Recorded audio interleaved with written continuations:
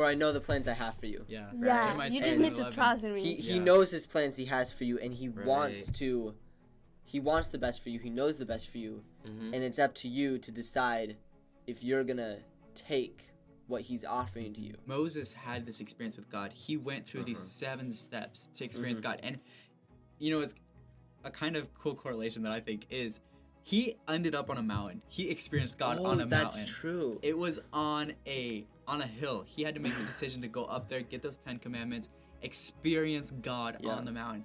And I think it's really beautiful because once you've made the effort to get on top of the mountain, you're on top of the mountain, you experience God, he meets you there, and he continues with you down.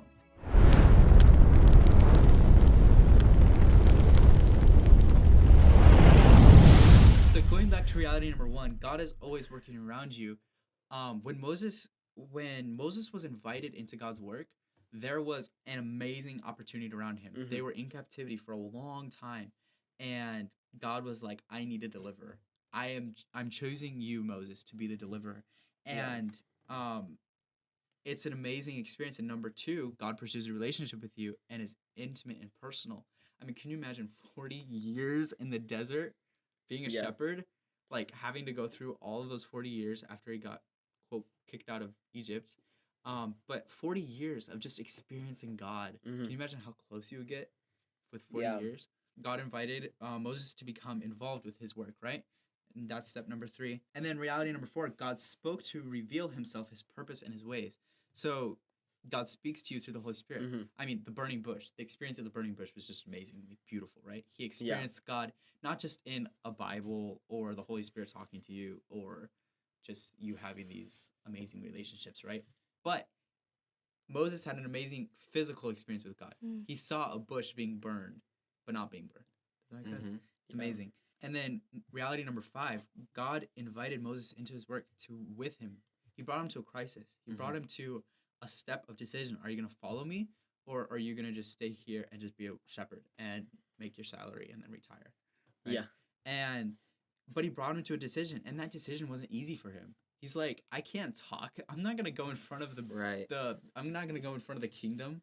Like, that's insane. I can't even talk. Like, it's amazing. It was his brother, I think so, right? His brother had to talk for him. Yeah. His brother had to talk for him. Imagine go and say your brother, so you are doing bad stuff. Give me my people. Yeah, That's seriously. And I feel like that'd be humiliating for Moses. Like, Moses is supposed to be the leader, but he can't even talk. And so he has to have a translator, quote, translator for him. Like, that's amazing. But in the end, we see an amazing experience, right? So that was the mountain that he climbed. But in the end, once he made the decision, it was an amazing experience. He freed, amazing amount of people, right? Like, those people were brought out of captivity, and they had an amazing experience with God. That brought Moses to a crisis of belief. He either chose the retirement and the salary, or he chose to experience God, right? He chose to experience God at the burning bush and go to free his people, right? And the amount of good that happened because of his experience was incredible. Like, he freed a nation that was in captivity and that was being burdened. He freed the whole nation. And I think that's really amazing. There's a verse that says, Christ the Lamb slain from the foundation of the world. Okay, so pretty much the plan of salvation from the beginning of time, that Christ would be the Lamb to pay for our sin, okay? That was before the foundation of the world, right? So that was God at work around us, okay? The plan of salvation is already laid out. Humanity sinned. God was going to have to send his son. The Father was going to have to send his son, okay? Christ was on earth pursuing a love relationship that was intimate and personal with his Father, okay? He was invited, and his invitation was kind of in heaven. The Son had the connection with his Father in heaven, okay? He was invited, I guess, quote unquote, invited or sent to do the work, right? Okay, and God worked through him here on earth. Moses had to make major decisions, right? So he could either choose the salary and the retirement and the nice, easy life, or he could go and have an amazing experience with God. And it wasn't going to be amazing at the beginning. I mean, he couldn't speak. He was like, I didn't want to do this. And that means he'd have to go all the way back to Egypt. He'd have to go back into oppression. He'd have to rise up. He'd have to go in front of the whole nation, the nation's leaders, and be like, hey, you're in the wrong. Please let us go free. And I mean, it's pretty insane.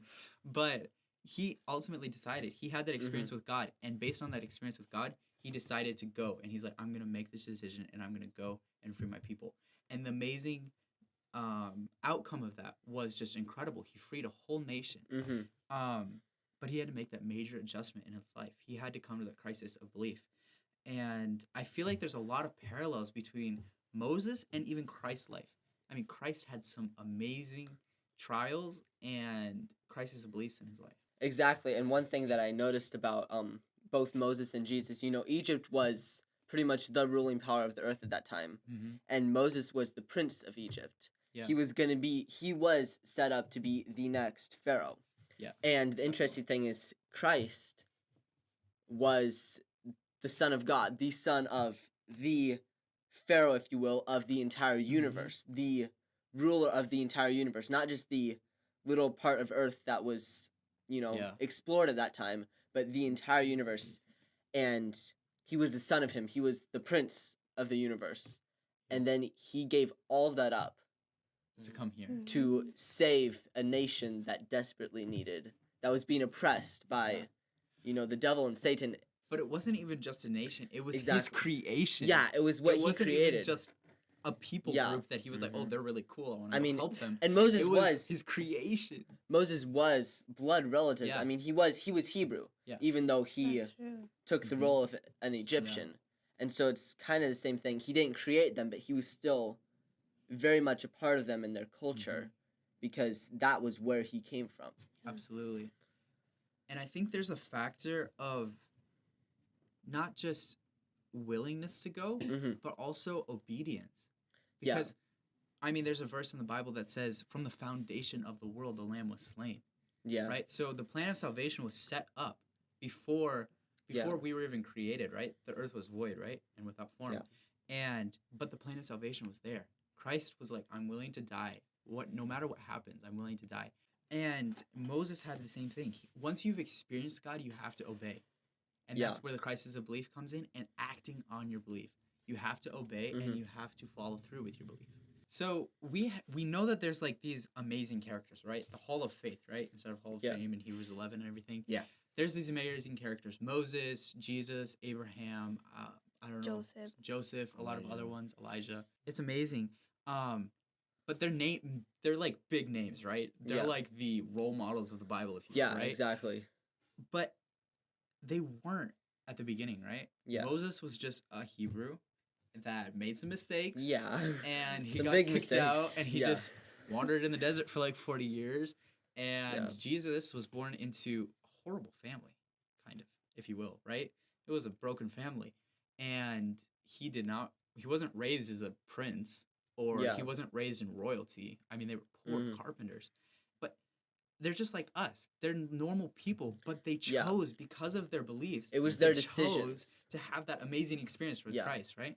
And something I like is that you see that you was talking about how they was poor people or something bad. And I like with every end of every person, you have like good ends.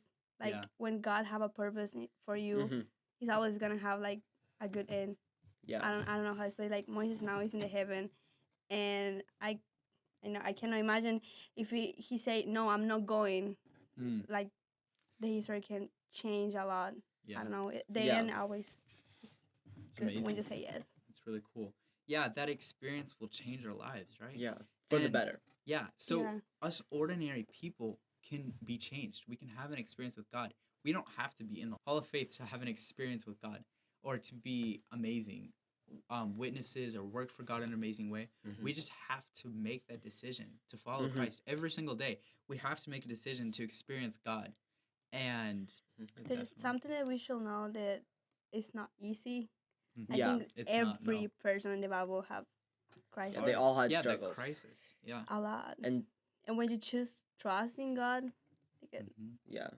And I think, if I remember, I mean, we're all human, and I think almost all of them had some pretty major faults. I mean, Moses killed a guy. I mean, except for Jesus. I mean, Jesus is literally the only person in the Bible that had that experience that did not make some big mistake or mess up at all.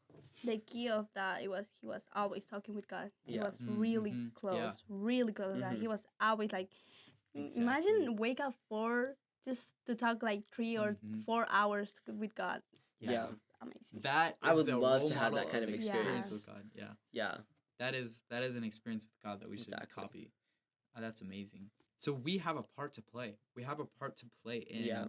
the experience that we have. We as ordinary people can have an experience with God, and we can make our stand. We can choose that Christ is a belief that we're gonna have, and it'll change lives. Literally. Yeah. It'll make amazing Our life and the differences. people around us. Absolutely.